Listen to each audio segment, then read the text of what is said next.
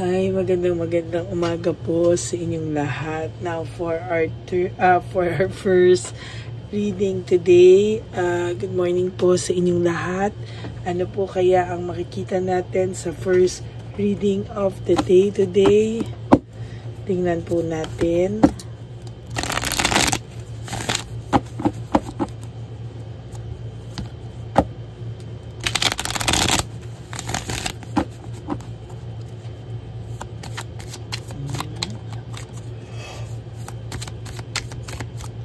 Medyo inantok pa po ako. Ay, sorry po. Ay.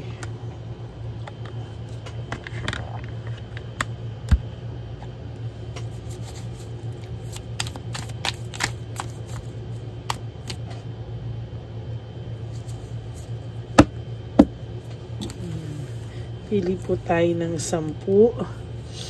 1, 2, 3, 4, 5, 6, 7, 8, 9, and 10.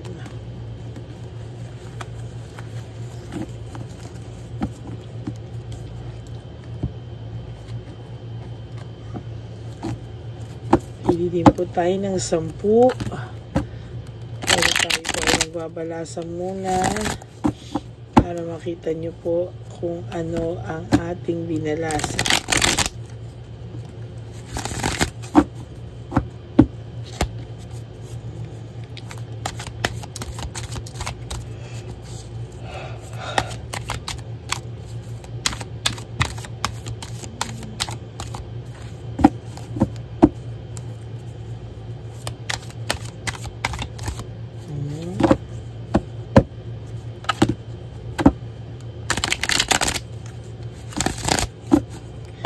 Pili po tayo ng 10.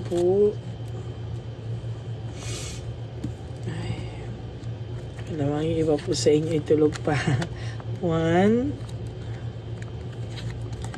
2, 3, 4, 5, 6, 7, 8, 9, and 10.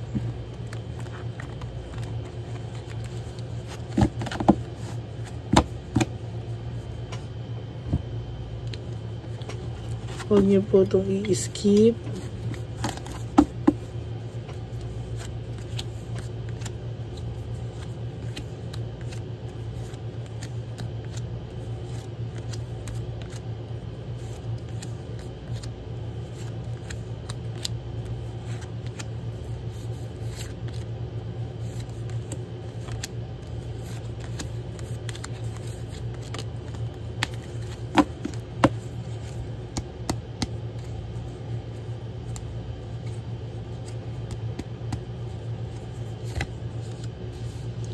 Happy surprise or dreamer, no? May parating po sa iyo, no? May parating po sa yung isang tao, pero kailangan mo muna pong mag-heal. Nako, kailangan po bago dumating sa iyo tong taong to, ikaw po ay nakapag-heal na, sa totoo lang, no? Yan, you should love yourself. Mag-ipon ka daw muna po, kasi ikaw po pag na-in love, may tendency ka po na talagang lahat buhos kang magmahal, kaya buhos ka rin masaktan. Ayan, no? Kaya po pagka nasasaktan ka, para kang mababaliw, para kang hindi matahimik, lahat, no? Because somehow buong buo ka kasing nagmahal, hindi ka po nagtitira sa sarili mo, kaya pag nasaktan ka po ay buhos na buhos din ang sakit, no? Ganon din naman po siya, nasasaktan din siya ngayon dahil ngayon palang nagsisink in sa kanya lahat ng nangyari, and somehow hindi rin po sila okay ng current relationship niya, no? Feeling talaga nito siya ay failure when it comes to relationship. Oh my God, pareho. Thursday morning, loss, grief, self-pity, loss, grief, self-pity, very very, very, ano po mangyari ito, no? Sa ordinary day, ayan, no? Pero ayan, no, nagtabi. Ang lakas po ng reading na ito, no? Talaga po nakakaramdam siya ng self-pity. Sorry po. Nakakaramdam siya ng awa sa sarili niya, or nawala po siya sa sarili niya, no? Hindi niya po maintindihan, hindi niya po ma-explain sa kanya, pero nawala po siya sa sarili niya, no? Hindi niya po maintindihan kung anong nangyari sa kanya. Pakiramdam niya po nawala siya sa sarili niya, no?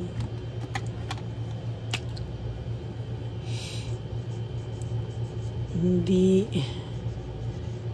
niya ma-explain.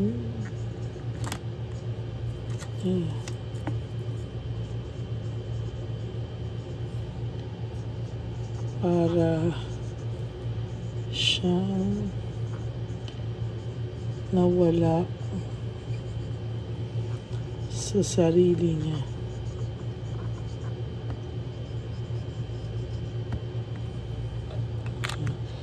Hindi niya po ma-explain, para po siyang nawala sa sarili niya, no? Para siyang may nagkaroon ng sariling mundo, ni hindi niya po maintindihan kung ano daw po ang naramdaman niya, ano daw po ang nangyari sa kanya. Somehow, na-bored siya, yun. Para siya pong ano, no? Para po siyang oh my God, para siyang, nabulungan ba to? Nagayuma ba to? Para siyang nawala sa sarili niya, no? Ayan, no? Hindi niya po sinasadyang lokohin ka, pero somehow parang may gumalaw po dito, no? Sa totoo lang, hindi ko po alam kung naniniwala kayo sa mga ganun, pero somehow siya po, hindi niya po maintindihan bakit biglang nagbago yung ugali niya, bakit biglang nabago yung feelings niya sa'yo, na-bored siya sa'yo, na-irita siya sa'yo bigla, at naloko ka niya na hindi niya sinasadya. There's truth and clarity. Iniisip niya ano ba ang katotohanan sa lahat ng ito. Hindi po siya naniniwala, sa totoo lang, sa mga ganyan. Hindi siya naniniwala sa mga kulam. Hindi po siya naniniwala sa mga ganyang scenario, no? Pero sa totoo lang po, ngayon nagtataka siya, ano daw ang nangyari sa kanya? Parang ang bilis daw ng mga pangyayari, no? Halos mag-away kayo, halos magbaranggayan kayo. For some of you, nag-file pa ng divorce para sa mag-asawa, or yung iba bigla na lang humiwalay at ng ibang bahay, no?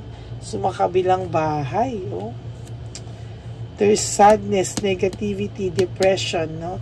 Sa totoo lang, yan po talaga ang nararamdaman niya sa ngayon.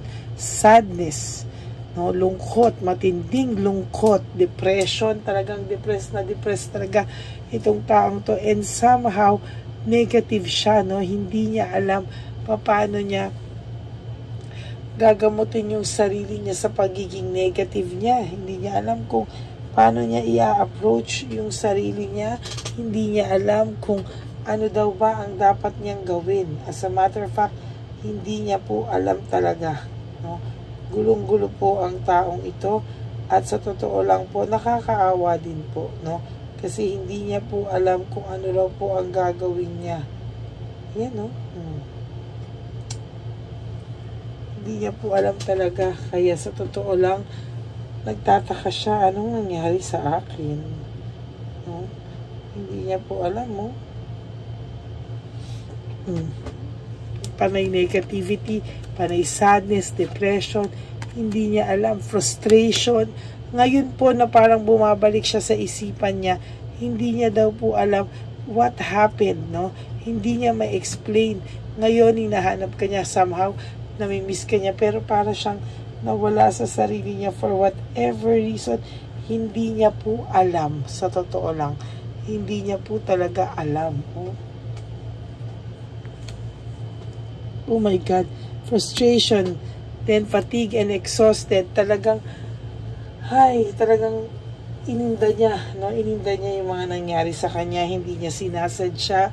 Sabi niya, nasaktan kanya, pero hanggang ngayon, hindi niya rin maintindihan bakit pag gusto niya lumapit sa'yo, hindi pa rin siya makalapit sa'yo. And somehow, talagang antindi daw matindi yung longingness niya sa'yo, pero matindi rin daw yung nangyaring dagok sa kanya, na parang hindi niya maintindihan bakit hindi niya matanggihan yung third person o yung third party nyo, no?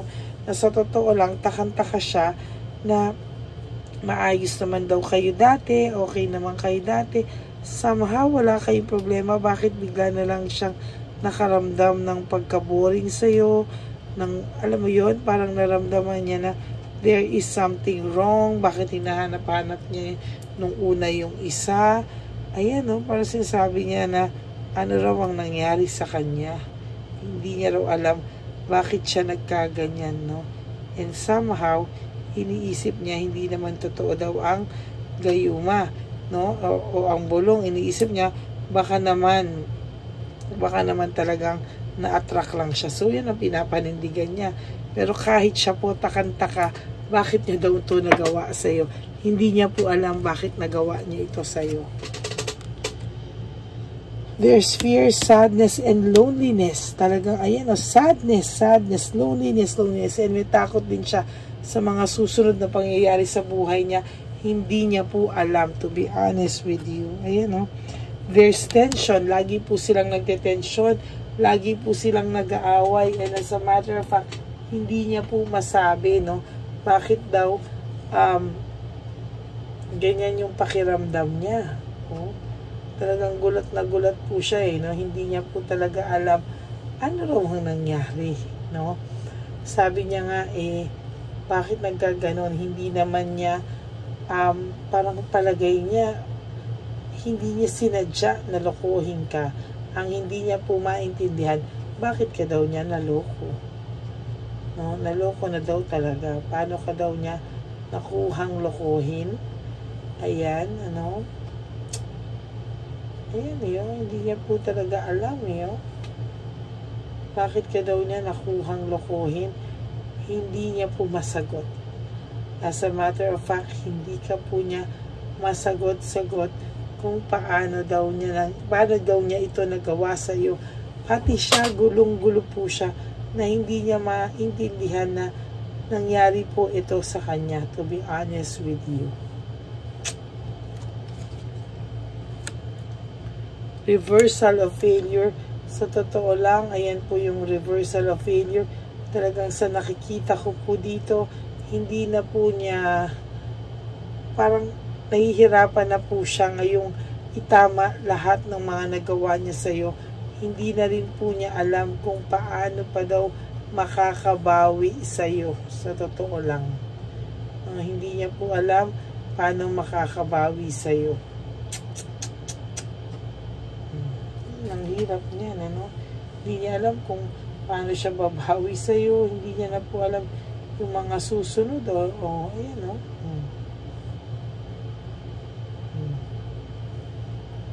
Hindi niya po alam, no?